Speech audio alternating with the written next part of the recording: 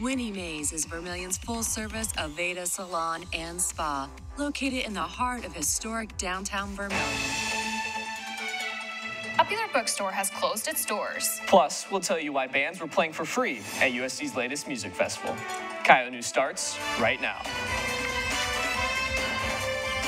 Live from the Al Newharth Media Center, this is Coyote News.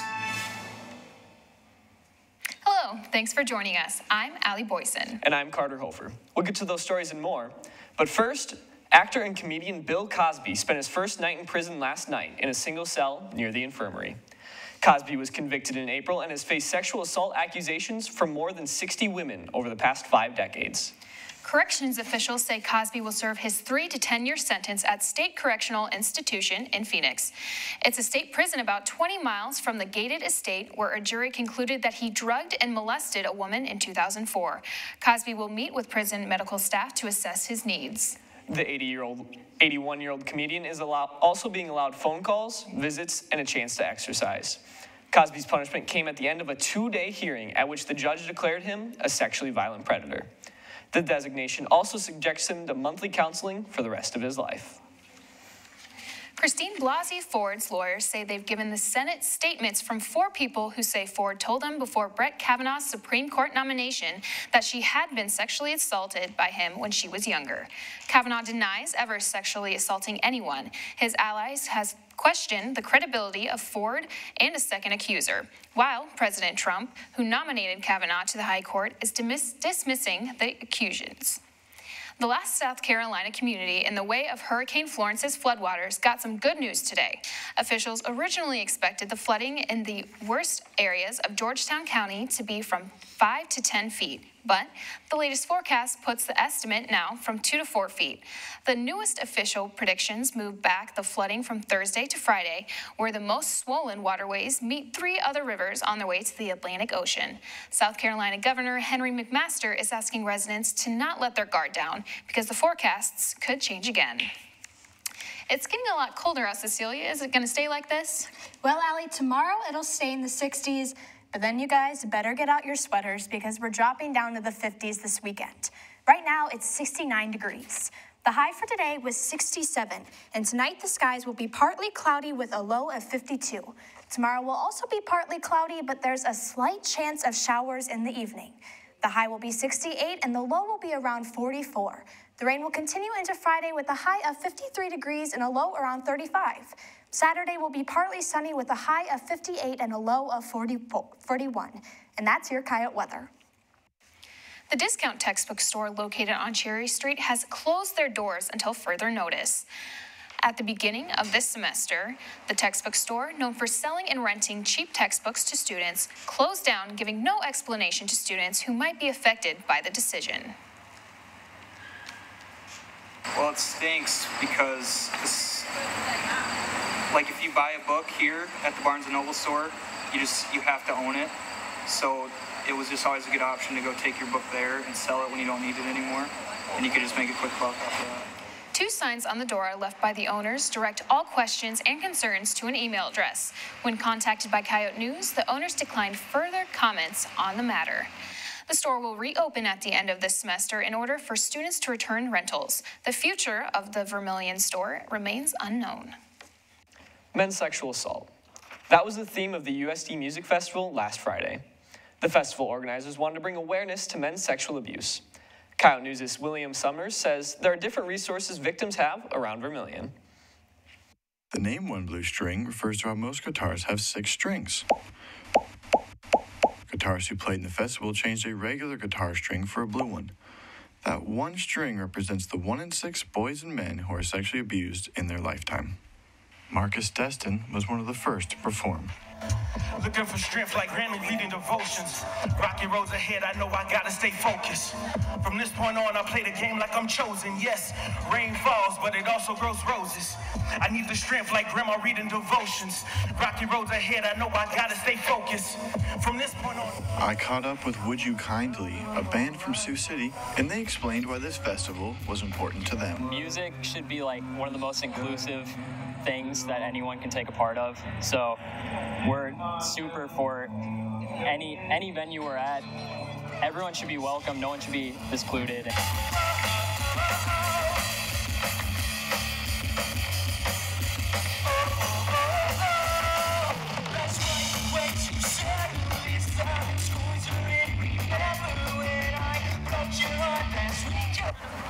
Others took to playing games while they listened to music.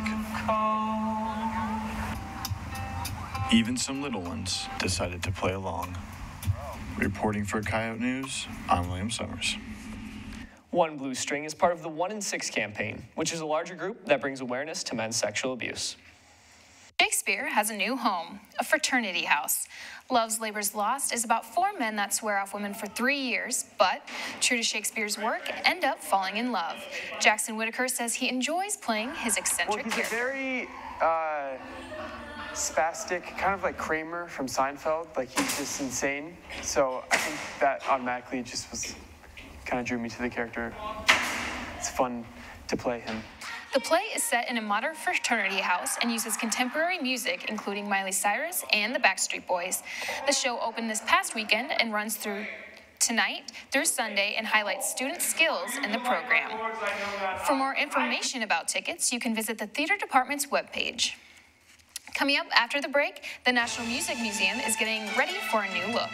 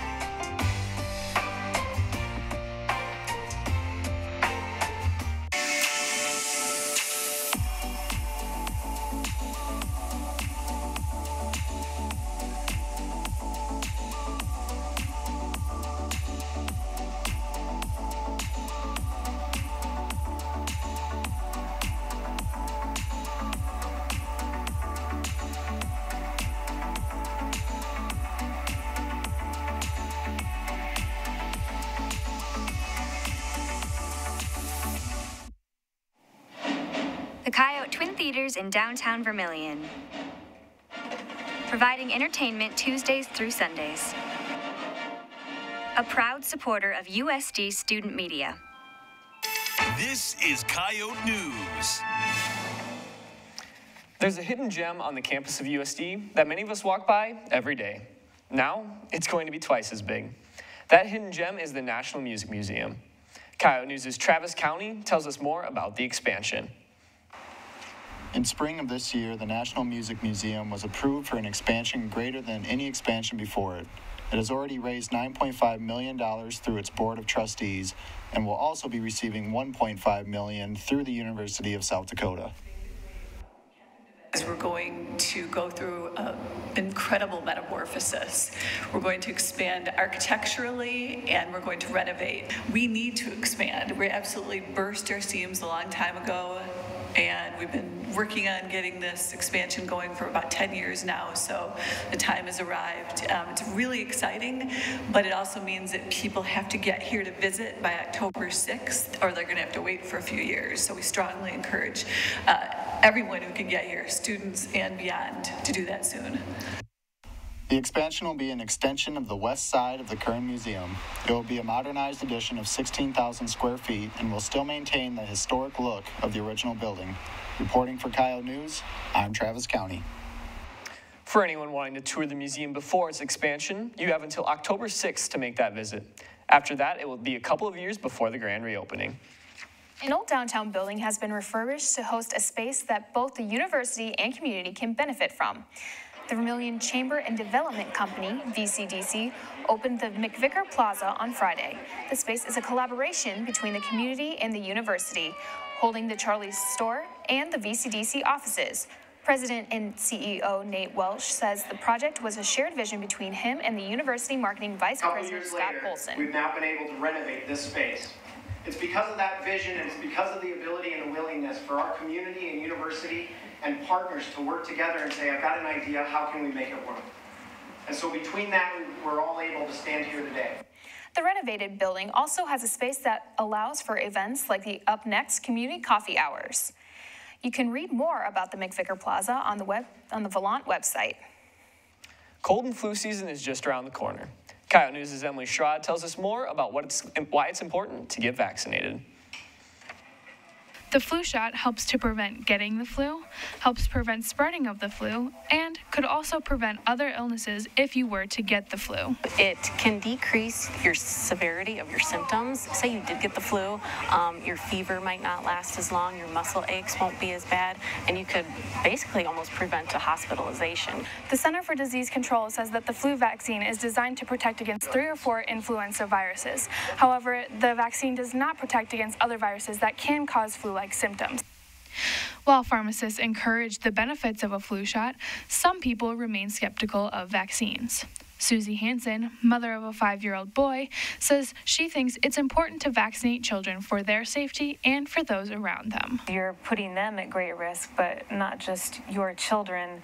You're putting everyone at risk who cannot get the flu shot for medical reasons. Berkney Delgado, mother of 1 and expecting, also says it's important to vaccinate children. When they're that little, I mean, especially with the newborn, they can't really do anything to protect themselves. So with him, he can at least get the flu shot now, and he goes to daycare, and so that goes around quite a bit. So if there's anything that we can do to help prevent that bad of a sickness, we want to do it. Getting a flu shot is as easy as filling out a form and usually only takes about 15 minutes. For Coyote News, I'm Emily Schrod. If you want to get a flu shot, you can go to your local pharmacy or doctor's office. Just ahead, the State of the University address is tomorrow. We talked to the interim provost about what that means for students.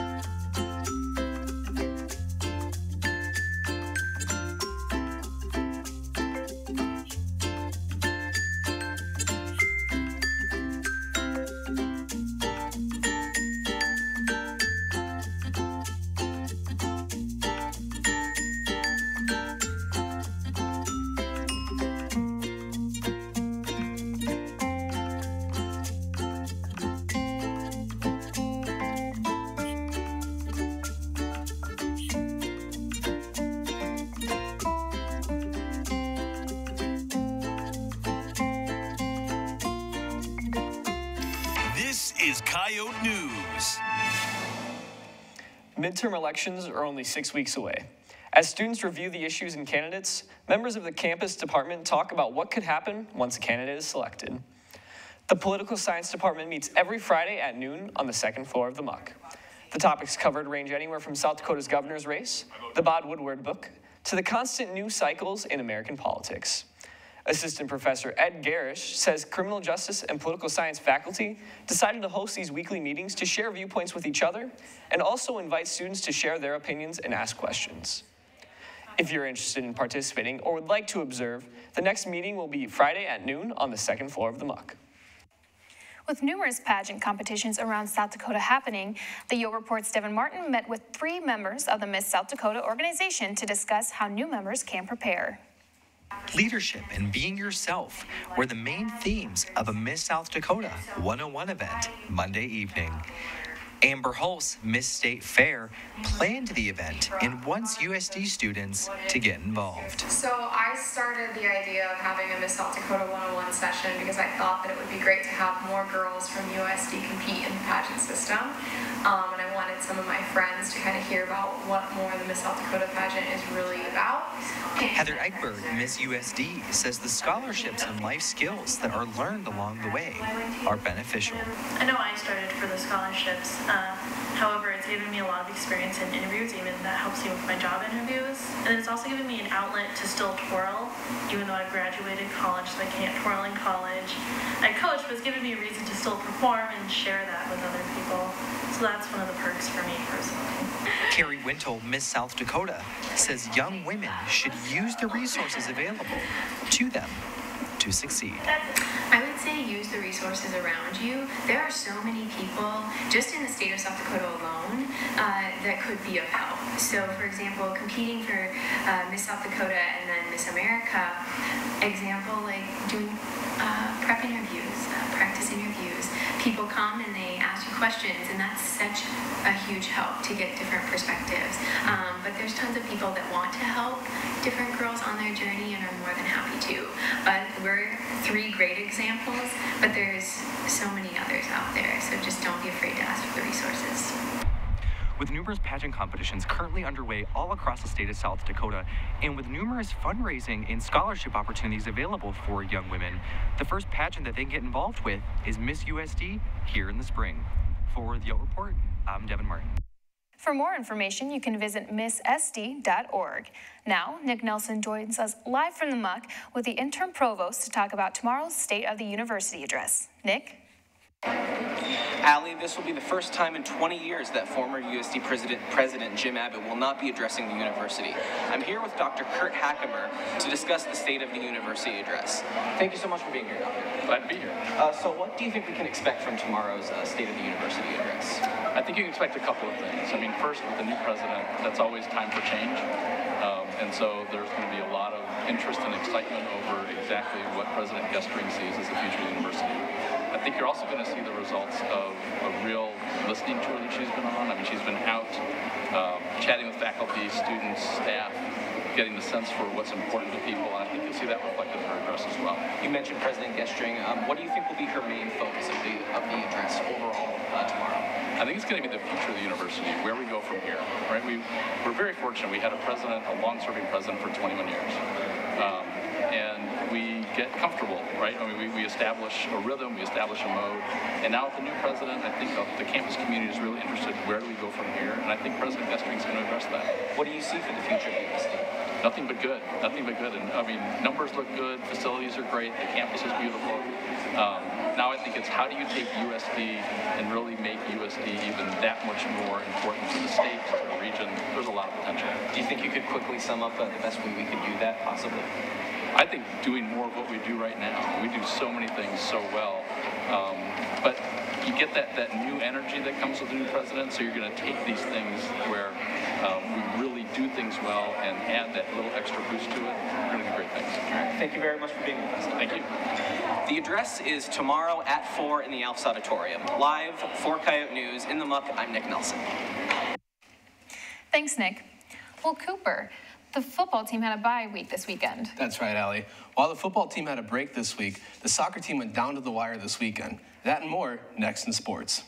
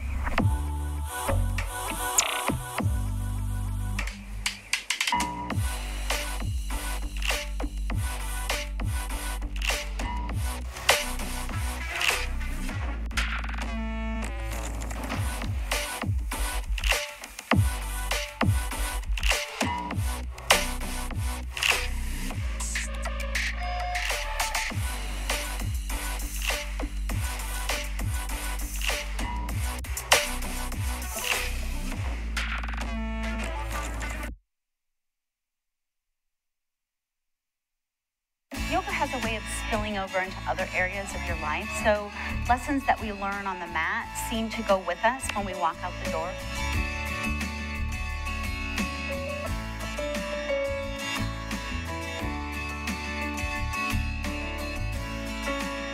And yoga teaches us to listen to our bodies, to ask for permission, and to learn ways of healing and balancing our bodies.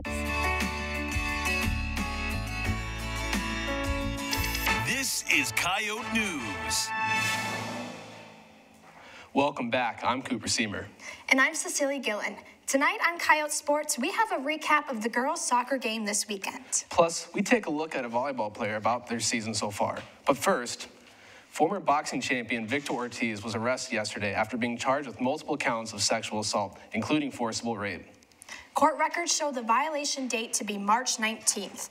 Ortiz is eligible for state prison and had his bail set for $100,000. Isaac Armstead was named a semifinalist for the 2018 William V. Campbell Trophy this afternoon. The award recognizes an individual as the best football scholar athlete in the nation. Armstead is one of 40 semifinalists from the FCS and one of 179 semifinalists overall. The finals will be announced on October 31st. Freshman triathlete Leah Drengenberg was named All-West Region Freshman by the College Triathlon Coaches Association. Drengenberg placed 4th overall at Sunday's West Regional Qualifier and was the first freshman to cross the line. The soccer team had one of the closest matches of the season against UMKC this weekend in Vermilion. It was senior day for the Coyotes, and the team came out strong defensively in the first half, not allowing UMKC to score. Meanwhile, on the offensive side of the ball, Taylor Cotter got the Yotes on the board, first with a goal in the 40th minute. However, it became a tale of two halves as UMKC came out of the half firing and tacked on 2 straight goals late to take the lead. Joanna Zanin nearly played hero for the Coyotes, tying the game with his highlight reel goal in the 89th minute. But UMKC wouldn't go down easy and scored on a corner kick with just 6 seconds left to claim the victory. The 3-2 loss snapped the Yotes' 3-game win streak as they finished their non-conference schedule with a 5-3-2 record. The team will kick off Summit League play on Friday in Denver. The Coyotes triathlon team earned a runner-up finish at the West Regional Qualifier this weekend behind the efforts of 3 freshmen. Leah Drengenberg led the way with a 4th-place finish, while Sammy Whitting completed her first race in a Coyote uniform with an 8th-place finish. Closing out the top 3 for the Yotes was Peyton Rise at 13th place, giving the team 21 total points. Arizona State was the only team that finished ahead of USD as they swept the top 3 positions. The next race will be on October 20th at the East Regional Qualifier in Virginia. Athletes get the opportunity to compete at a collegiate level, however, do not get to watch their teams change after they have exhausted their eligibility, unless they join the athletic staff after graduating. The Sports Report Seth Jones tells us more. A NCAA Division I athlete has 4 years of eligibility in a sport. At the end of those 4 years, an athlete has to hand in the towel or ball for their specific sport. Athletes can pursue a job in the athletics department to be able to observe their sport change from a different perspective without being a direct part of it. In a previous story, I discussed the effects that athletic staff changes has on a student athlete. The women's head soccer coach, Michael Thomas, is new this year. Sydney Harden told me what differences she has seen in the athletes and how they have adapted to Coach Thomas. Michael had to come in and kind of reset their minds and how they would play with the old coaches. So with him being a new coach and everything like that, I think they reacted very well to his coaching style, and obviously they're getting the results that they need to for the conference. Since becoming an intern, Harden has seen the soccer team reach a record of 5-3-2. In addition to seeing the changes in the team, joining the athletics department after being an athlete allows Harden to still be a part of the sport she loves.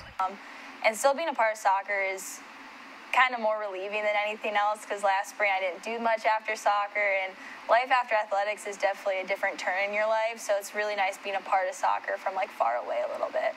The athletic staff members are usually at sporting events before the sun even rises, which many athletes fail to realize. Harden has come to learn what it takes to run the behind the scenes of a team.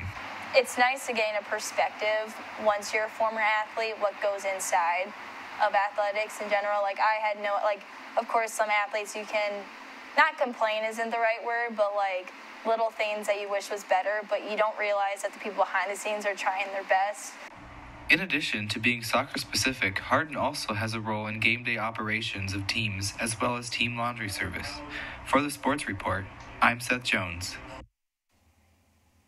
Harden also says that all it takes is a simple thank you or great job toward an athletic staff member to recognize all that they do for the athletes, whether it be a coach or equipment manager. 2 Coyotes earned Summit League awards this week for their performances. In soccer, Taryn Labrie earned her first Summit League Offensive Player of the Week award after scoring 3 goals on 3 shots on the last 2 games. Labrie now has 8 points over the last 4 games, which ranks 9th in the Summit League. In volleyball, Ann Rasmussen earned her 2nd Defensive Player of the Week honors and her 6th in her career. Rasmussen led the Coyotes to the first wins of the Summit League play with over 7 digs per set throughout the weekend. After finishing their non-conference record 6-6, the volleyball team began Summit League play with an undefeated weekend. Coyote News' Tel Tanner catches up with one of the players to take a look into how the success has translated to the regular season. Tel? The Coyotes started Summit League play 2-0. I'm here with one of the members of that 2-0 team, Madison Juergens. Okay, Madison, the Coyotes started 2-0. How have we had the success so far? I think we came into, after preseason, we came into Summit League play, like really focusing on going 1-0 for each game and not focusing on the past. And I think we're really trying to live in the moment rather than focusing on our errors in the past. So I think that's really propelled us this so far in the season. Okay. And how have you been able to fill the shoes of Brittany Jessen so well?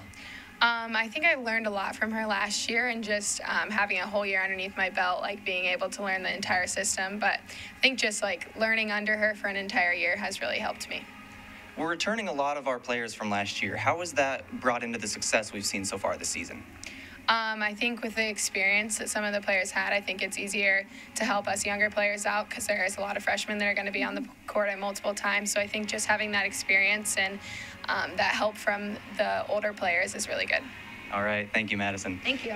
The Coyotes' next outing will be Friday at 7 p.m. as well as Sunday at 2 p.m., both here in Vermilion. Live in the Sanford Coyote Sports Center, Tel Tanner, Coyote News.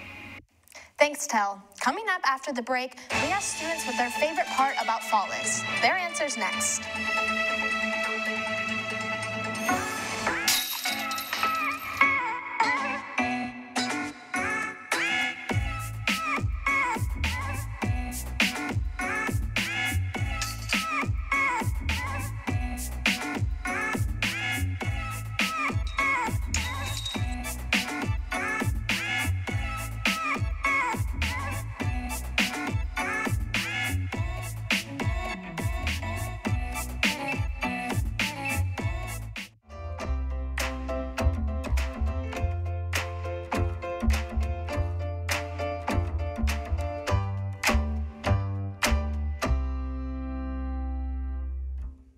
I'm here with Carmilla, a 1-year-old bunny, and she loves to hop around in open spaces and loves carrots.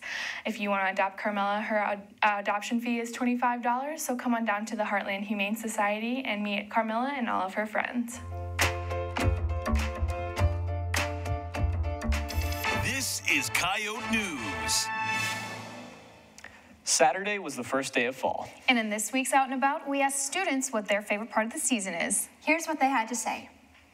My favorite part is the changing colors and pumpkin spice lattes. I like the sweaters because I think they're really pretty to wear. My favorite part about fall is probably like wearing sweaters and flannels because I love like the cool weather. It's like the season of changing and stuff and the weather. I just love like thunderstorms and like the crisp weather of it all.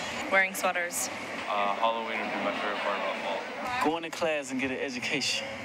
Yes, I love that. I like the pumpkin flavored things. Because of tailgating. I think I like the clothing that you get to wear. Just seeing the colors change and the leaves fall. I just love the colors. I like if it's getting colder and I like to play on the leaves and stuff with my friends and cousins. Well, I love dressing up for fall. The weather, the smell, just pretty much everything, honestly. It's the best time of the year. I mean, I love fall because it's football season, and who doesn't love football? I love cute sweaters. I'm ready to break out my turtlenecks. And that's all for Coyote News. Don't forget to like us on Facebook, follow us on Twitter and Instagram. And be sure to watch and listen for Coyote News daily updates throughout the week on KAOR and the Coyote News social media pages. Thank you and have a great night.